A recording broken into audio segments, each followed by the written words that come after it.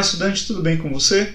Seja muito bem-vindo a mais uma aula aqui do Essência Educacional. Essa é a nossa aula de Física sobre gravitação.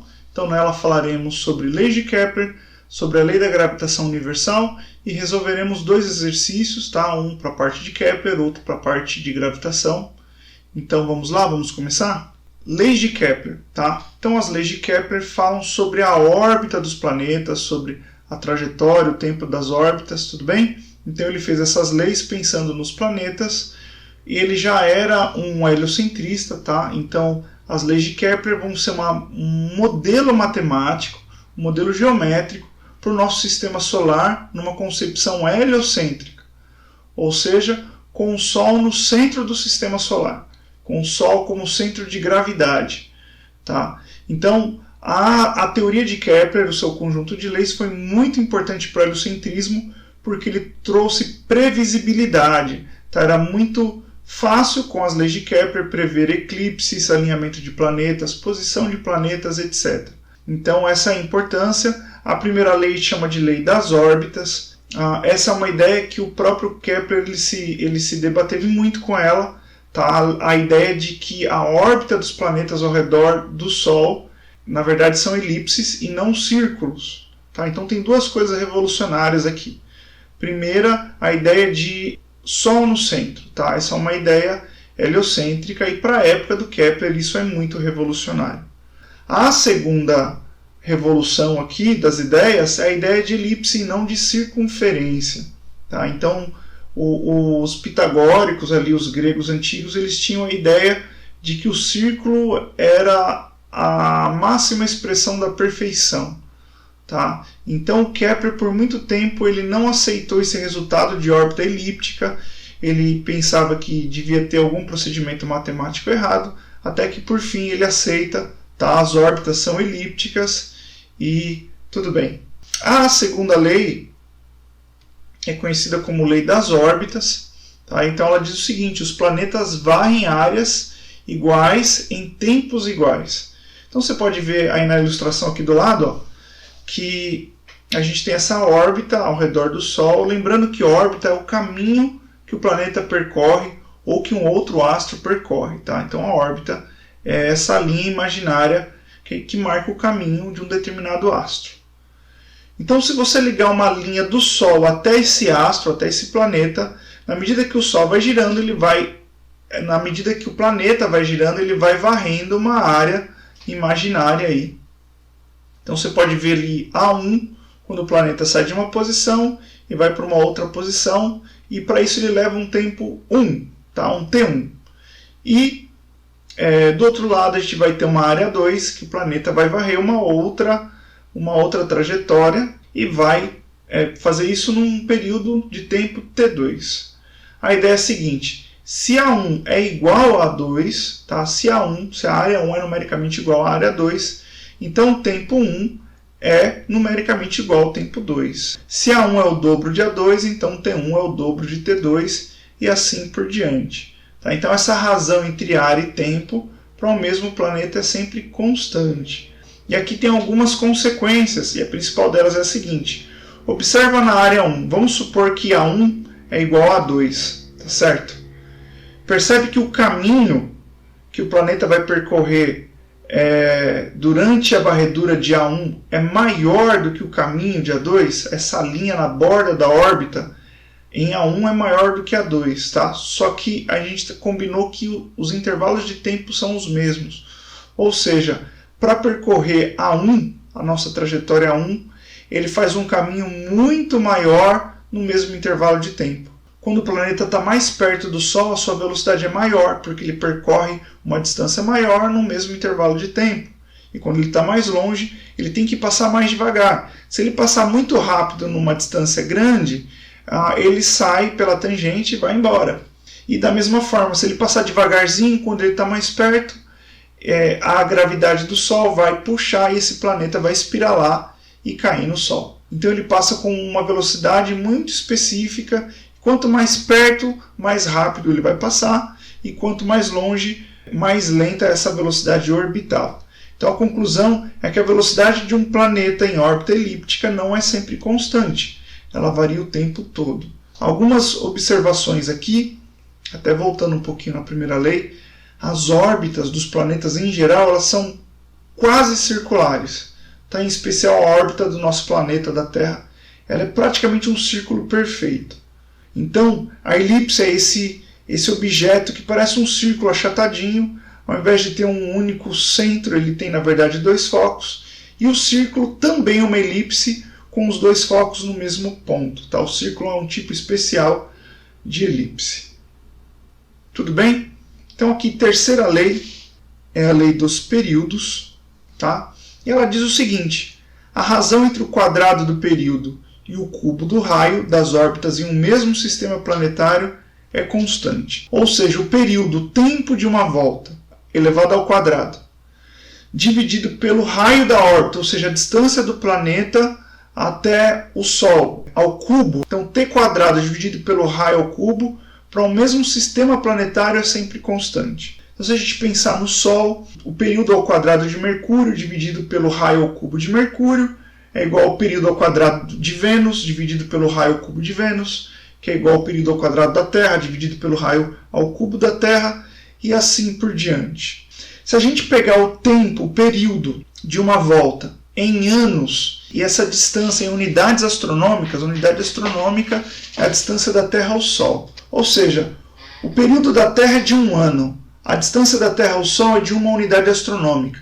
Então, 1 ao quadrado dividido por 1 ao cubo dá 1, tá certo? Então, para o nosso sistema solar, se a gente usar o tempo em anos e a distância em unidade astronômica, para todos os planetas, t ao quadrado dividido por r é igual a 1. Se eu mudar de sistema planetário, se eu pegar uma outra estrela, também o período ao quadrado sobre o raio ao cubo vai ser constante. Só que lá provavelmente não vai ser 1, vai ser um outro valor, mas para aquela estrela vai ser sempre o mesmo valor.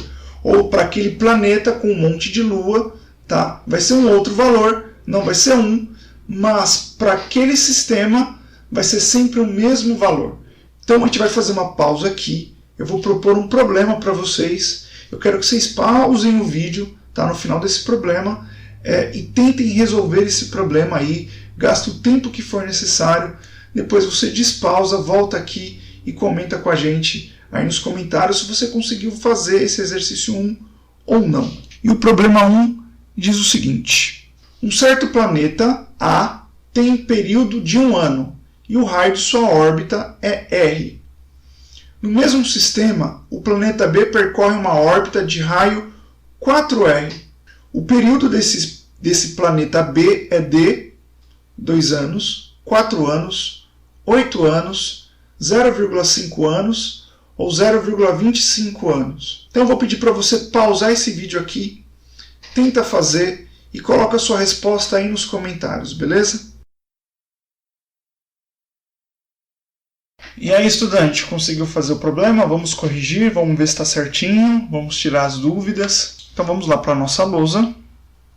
Nós temos aí 2 planetas, né? O planeta A, e no planeta A a gente tem um período TA, que é igual a 1 ano, e o raio da órbita RA é igual a R. Tá? Para o planeta B, ele disse que o período, na verdade ele não disse, né? TB é a pergunta. E ele disse que o RB é 4 vezes o raio do planeta A. Então ele está mais distante. Então vai ser 4. Tá, esses aqui são os nossos dados. Tudo bem? Então, resolvendo aqui, a gente vai aplicar a terceira lei de Kepler, que diz que t ao quadrado sobre r ao cubo é constante. Então ficou assim, ó. T ao quadrado sobre RA ao cubo, como é constante, então vai ser igual a TB quadrado sobre RB ao cubo. Substituindo aqui para a gente, ó, vai ficar 1 ao quadrado sobre o RA é R. Então, R ao cubo é igual a TB ao quadrado, que a gente não tem um valor, é a pergunta, tá certo? Dividido, o RB é 4R. Aqui, atenção, ó. Quem colocou assim, 4R ao cubo, ele vai errar o exercício, infelizmente, tá certo? Porque na nossa formulação aqui, pela lei de Kepler, é período ao quadrado sobre o raio ao cubo. Em B, o raio é 4R, então tem que elevar todo mundo ao cubo. Ó. 4R ao cubo. Então, continuando aqui do outro lado, a gente tem que 1 ao quadrado é 1 sobre raio ao cubo. Fazer bonitinho. Raio ao cubo é igual a TB ao quadrado. Olha lá. 4 ao cubo é 4 vezes 4, 16, vezes 4, 64. E R ao cubo é R ao cubo. Então, R ao cubo embaixo dos dois lados, o que a gente pode fazer? Ó? Corta o R ao cubo dos dois lados. Esse 64 que está multiplicando, a gente passa, que está dividindo, a gente passa ele multiplicando. Então, temos aqui que 64 é igual a TB ao quadrado. Então, tal quadrado passa para o outro lado, raiz quadrada. Raiz de 64 é igual a TB. Isso dá para a gente um resultado final de TB igual a 8 anos. Só para a gente pensar um pouquinho, o planeta A estava a uma certa distância, período de 1 ano. O planeta B estava a uma distância 4 vezes maior, ele estava bem mais longe, o período dele era 8 vezes maior. Tá? Então, quanto mais longe o planeta, mais lenta é a sua órbita, tá? Maior é o seu período. Então, essa é uma primeira conclusão. A outra conclusão é que não é diretamente proporcional. Quer dizer, se eu dobrar o raio, eu não dobro o período, porque eles estão na proporção de período ao quadrado sobre raio ao cubo. Tá? Não é diretamente proporcional, como é na lei das áreas. Tudo bem? Isso daqui dá para a gente a alternativa 8 anos da alternativa C. Então, prosseguindo aqui, queridos, a gente vai para a lei da gravitação universal. Tá? Essa lei é de Newton. Só para a gente lembrar que Newton ele é posterior a Kepler e Galileu, tá certo? Então, pegando a cronologia, a gente vem com Copérnico. Em seguida, Kepler e Galileu eles são contemporâneos ali, eles viveram na mesma época, em nações diferentes, inclusive eles trocaram cartas entre eles. Tá? Os dois eram indiretamente discípulos do Copérnico, eles eram seguidores e propagadores da teoria copernicana. E no ano que o Galileu morre é o ano do nascimento do Newton. Então o Newton ele vem um pouquinho depois aí, do Kepler e do Galileu. E a famosa frase, se enxerguei mais longe foi porque me apoiei nos ombros de gigantes, é uma referência direta a Galileu, Kepler, Copérnico e também gigantes aí da antiguidade, como Aristóteles e tal, mas principalmente essa galera aí da Revolução Copernicana, tá? Kepler e Galileu. Então um pouquinho depois. A gente pode dizer que em ciência existe um mundo antes de Newton e um mundo depois de Newton. Tá? O Newton revolucionou tudo. Teve um poeta da época dele que, parafraseando ali o primeiro capítulo da Bíblia, ele disse que "E disse Deus, haja Newton e tudo se fez claro". Tá fazendo uma paráfrase direta aí ao Gênesis 1. Com a teoria da gravitação, o Newton resolveu uma série de problemas que tinham aí 2000 anos, problemas que nada mais do que Aristóteles e outros grandes pensadores da antiguidade, também o Copérnico, também o Galileu e o Kepler se debruçaram, mas não conseguiram responder. Por exemplo, por que as coisas caem, ou por que os planetas se movem da maneira que se movem ao redor do Sol, né? Ou os satélites, no caso da Lua, se movem ao redor da Terra, ou seja, por que ele não vai embora, ou por que ele não cai no Sol, não cai na Terra. Um outro problema era o problema das marés. O que provoca as marés? Né? Por que em determinado momento o mar está mais alto, em outro o mar está mais baixo? E o Newton responde a esses problemas e a outros problemas com uma única teoria, a teoria da gravitação universal. É por isso que a gente chama de universal, porque responde uma série de problemas. Então, gravitação universal diz respeito à queda dos corpos, mas também a outras coisas. E, indo direto agora para a teoria, ela diz o seguinte: dois corpos se atraem na razão do produto de suas massas e pelo inverso do quadrado da distância entre eles. Tá? Ou seja, a força entre dois corpos que têm massas tá? Vai ser o produto das massas, aqui no caso MA vezes MB, vezes uma constante, que a gente já vai falar dela, dividido pela distância entre os corpos ao quadrado. Uma observação aqui sobre a distância é entre o centro dos corpos. Tá? Então, se é um corpo muito pequeno, isso não faz diferença. Agora, se são corpos muito grandes, como planetas, estrelas, essa distância entre os dois corpos que a gente está pensando aqui é a distância do centro de gravidade, ou seja, do centro desses corpos. Então, por exemplo, para eu calcular a força gravitacional entre o meu corpo e a Terra, a distância que eu vou utilizar é o próprio raio da Terra, e isso vai aparecer no problema aí em seguida. Tudo bem? Esse G é a constante gravitacional, tá? E no caso, esse valor que eu coloquei embaixo, 6,67 vezes 10 a menos 11, é o G do vácuo. Ou seja, cada material vai ter uma constante gravitacional diferente. O que a gente está pensando aqui é como o material, o meio material entre os dois corpos, esse meio vai interferir na força. E interfere sim. Dependendo do material que está entre dois corpos, essa força pode diminuir. Semelhante não é a mesma coisa, tá? A gente está falando de fenômenos gravitacionais. Mas se você tiver dois ímãs, tudo bem? Mantendo a distância entre eles, vai ter uma força de atração ou de repulsão. Mas se eu coloco o material entre os ímãs, essa força diminui, tá certo? Da mesma forma, se eu tenho dois corpos com massas aí diferentes, MA e MB, e coloco um material no meio, essa força de atração vai diminuir, tá? E o que vai determinar essa diminuição é a constante gravitacional do meio. A boa notícia aqui para o vestibular, quase sempre o G é do vácuo, tá? Outra boa notícia é que esse G, esse valor numérico, esse Gzão, ele vem na prova. Tá? Se você precisar dele, ele vai ser um dado da prova. Ou ele vai te dar todos os outros dados de massa, distância e força e pedir para você calcular o G.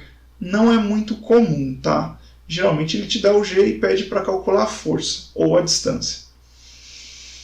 E ainda tem um terceiro caso de exercício, que é o nosso problema que a gente vai resolver agora, em que o valor do G não importa. Tá? A gente vai usar o Gzão e vai ficar em função de Gzão mesmo, de constante gravitacional, não precisa saber o valor. E quando a prova não te dá esse valor, é esse o caso, é esse tipo de problema que está diante de você. Tá? Então, a força de atração entre os corpos é proporcional a massa vezes massa e inversamente proporcional à distância ao quadrado. Ou seja, quanto maior a distância, menor a força, e quanto maior for as massas, maior vai ser a força. É por isso que a gravidade dos planetas que têm massas muito grandes é maior do que a gravidade de planetas que têm massas muito pequenininhas. Tá? Só um cuidado, se o planeta ele tiver uma massa grande, mas um raio absurdamente grande, que é o caso dos planetas gasosos, eles podem eventualmente ter gravidades pequenas, porque na hora de dividir pelo raio, esse raio é muito grande, tá? Elevado ao quadrado, ou seja, vai dar um valor de força muito pequeno. Tudo bem? Então, quero propor o seguinte problema para vocês. Esse é o nosso último problema aqui para finalizar a nossa aula. Eu vou dar uma dica antes de deixar você resolver, que é o seguinte. A gravidade na superfície da Terra pode ser aproximada para 10 metros por segundo ao quadrado. Tá? Esse valor de 10, na verdade, é uma aproximação mesmo. Não tem nenhum lugar da Terra que o G vale 10. Tá? O G aí gira em torno de 9,8 até 9,9, tá? Não passando disso. E aí com muitas casas aí depois da vírgula, dependendo da forma que você fizer a medição. Tá certo? A gente aproxima para facilitar nos cálculos e tal. A aceleração da gravidade em metros por segundo ao quadrado em um planeta que tem o triplo da massa terrestre e o dobro do raio da Terra será aproximadamente de 5, 7,5, 10, 12,5 e 15. Tá? Tudo bem? Então, só uma última observação aqui, antes da dica, é que esse raio aí do problema, que diz que é o dobro do raio da Terra, não é o raio da órbita, é o raio do planeta mesmo, ou seja, é a distância da superfície do planeta até o seu centro. Tá? Qual que é a dica? A dica é o seguinte. O peso dos corpos, que a gente já viu na aula anterior sobre leis de Newton, ele basicamente é o quê? Ele é a força gravitacional entre o corpinho, que a gente está medindo o peso, tá? E o planeta. Então, se o corpo está na superfície do planeta, a gente pode dizer que o peso é igual à força gravitacional. Ou seja, mgzinho, massa vezes aceleração da gravidade, é a massa da Terra, a massa do corpo, constante gravitacional, dividido pela distância ao quadrado. Tá? E essa é a dica para esse problema 2. Então, pausa esse vídeo aqui. Coloca aí nos comentários se você conseguiu fazer ou não, se você conseguiu, qual alternativa você marcou, tudo bem? E a gente já volta para resolver esse problema. E aí, conseguiram fazer? O que vocês acharam? Mais fácil, mais difícil que o anterior? Tá? Esse daqui é um pouquinho mais puxado, precisa de um passo além, né? Então, vou resolver aí com vocês, vamos fazer essa correção. Estou resolvendo aqui. Primeiros dados para a Terra, né? A gente tem que o G, aceleração da gravidade é 10 metros por segundo ao quadrado. A massa da Terra, vamos anotar aqui como MT. O raio da Terra, vamos colocar aqui RT, tá? A constante gravitacional é G, a gente não vai precisar de um valor numérico. E aí ele fala aqui, então a gente sabe que o peso é igual à força gravitacional para um corpo que está na superfície de um planeta. Né? Então, a massa de um corpo qualquer vezes a aceleração da gravidade na Terra é igual à massa do planeta, a massa do corpinho, vezes a constante gravitacional, tudo isso dividido pelo raio da Terra ao quadrado.